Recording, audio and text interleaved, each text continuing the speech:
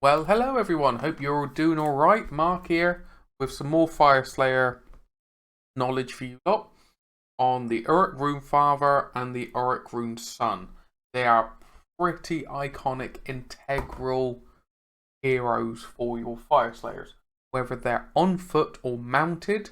I've gone over the previous in a previous video the mounted magma drop variant. Now we're going on the on foot variant. Add some tweaks compared to the previous edition. Let's see how these tweaks add up. See the dynamic duo, the father-son duo, Runefather Runeson. Let's crack on with the father first. So if you want to follow along, page 80 in your book. The Auric Runefather at this moment in time is 125 points. Solid stat line, movement 4, armor save 4, bravery 8, 6 wounds. He's got his throw and steel axe, 8-inch range, 1 attack, hits on 4s, wounds on 4s, ren 1 damage, fine. Latchkey Grand Axe is where it is. 3-inch range, melee. 4 attacks, hits and wounds on 3s, ren 1, 3 damage a pop. That's fairly scary for a unmounted hero, alright?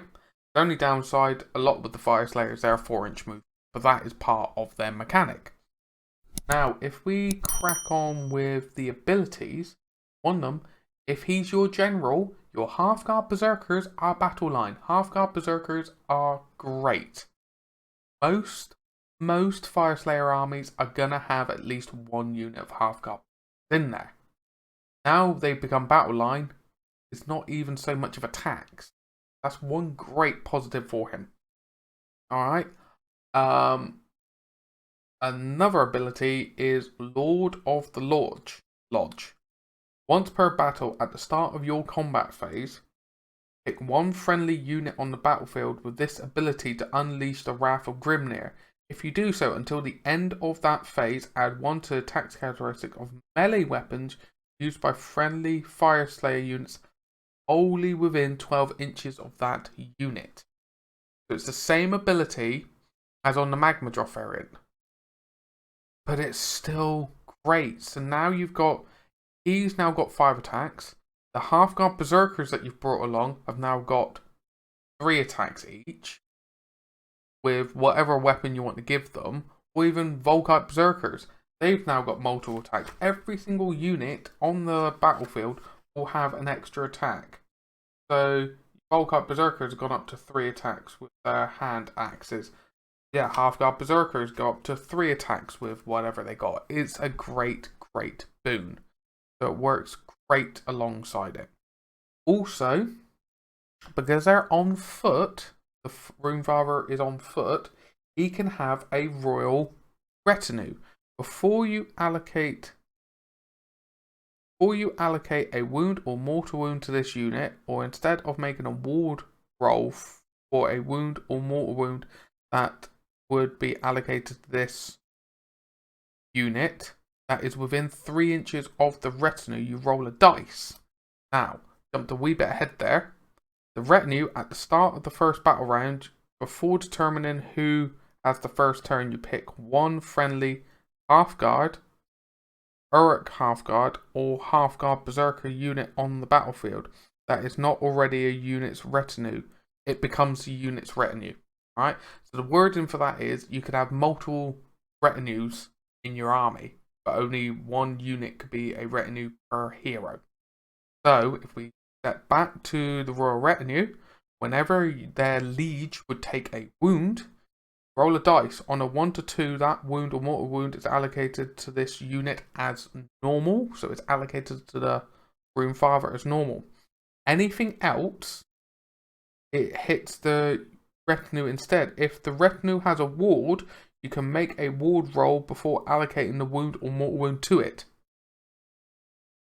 Half-guard berserkers have a ward save. You can basically give a ward save to Auric half-guard berserkers as well through the battlesmith. So there's great ways of making your 6 wounded hero a lot more wound viable.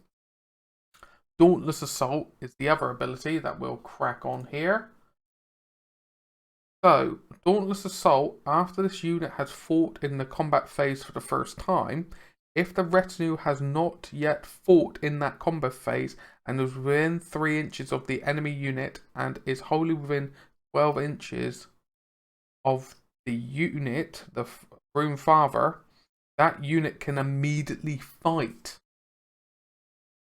So, say for example, you got a heavy fight phase coming up, you proc his Lord of the Lodge. Now he's got 5 attacks. The Half-Guard Berserkers around him have got 3 attacks each. He goes into fight. That unit is still around that he's fought. The Half-Guard Berserkers, his retinue, then get to fight immediately after. That is just so good. Alright? Don't get me wrong. He's 125 points. Throw in a couple hundred points for the Half-Guard Berserkers. So he's 300 plus. But that's a lot of wounds, and that's a lot of attacks you've got to chew through. And their battle line. That's really... Alright, and I think that is going to be a staple of armies. Or have been. Let's crack on with the Rune Sun. The Rune Sun's 80 points. Has the exact same retinue ability of the Runefather. So you can have an Auric, you can have Auric Half-Guard or Half-Guard Berserkers as the retinue. And they take the wounds the same. So on a 1 to 2, the Sun takes the hit. Anything else, the retinue takes the hit. And they can do a ward save. Alright? His actual stats are slightly different. 4-inch move, 4 up save, 7 bravery, not 8, and 5 wounds instead of 6. Now he does have a different throwing weapon you can give him. So he has a normal throwing axe, which is the same stats again, but he also has the Fyreslayer Javelin, 12-inch range, 1 attack, hits on 4s, wounds on 3s, rend 2, d3 damage. His melee weapons, he has the Javelin as well, which is a 2-inch range, 3 attacks, hits on 4s, wounds on 3s, rend 2, d3 damage. The other option is the Ancestral War Axe, 1-inch range, 5 attacks, hits on 3s, wounds on 3s, rend 1, 2 damage. Now, it's your choice whichever way you go for it, because one is better in some circumstances than the other. Because of Dauntless Assault. It's the same thing again, so if he fights, his retinue then gets to fight. Firing for Glory. Now this has changed from the previous edition. It is now an unmodified hit roll for an attack made against a target that is a monster of a 6. That attacks causes a number of mortal wounds equal to the weapon's damage characteristic, and the attack sequence ends. So an Ancestral War Axe, if you rolled any 6 to hit, you cause 2 mortal wounds. And that is then the same for the Javelin. That's the same for the Throwing Axe, because it's an attack. It doesn't say a melee attack. You lob that Javelin, do d3 mortal wounds.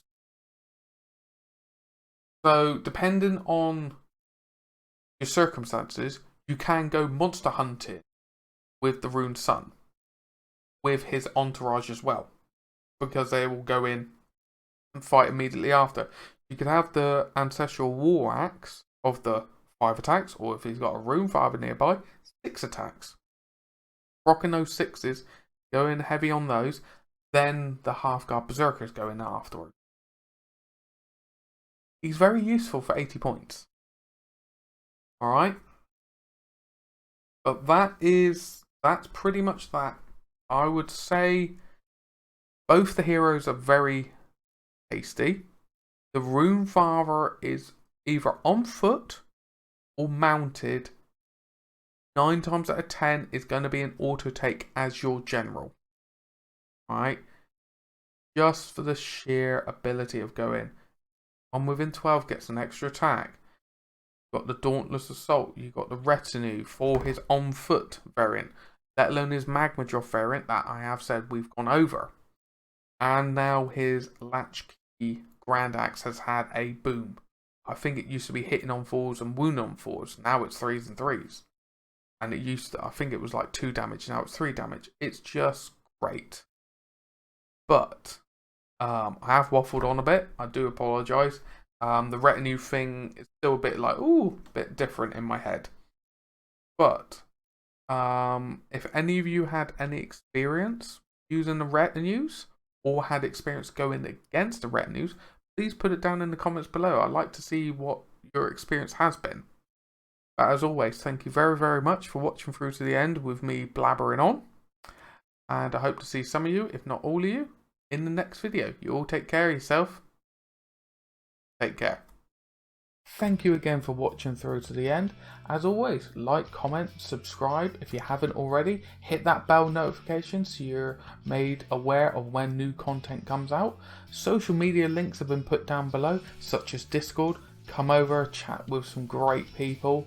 And the merch store and the hobby store are all up and running. So have a little gander, see what you fancy to help support the channel outside of YouTube. But as always, thank you again and take care.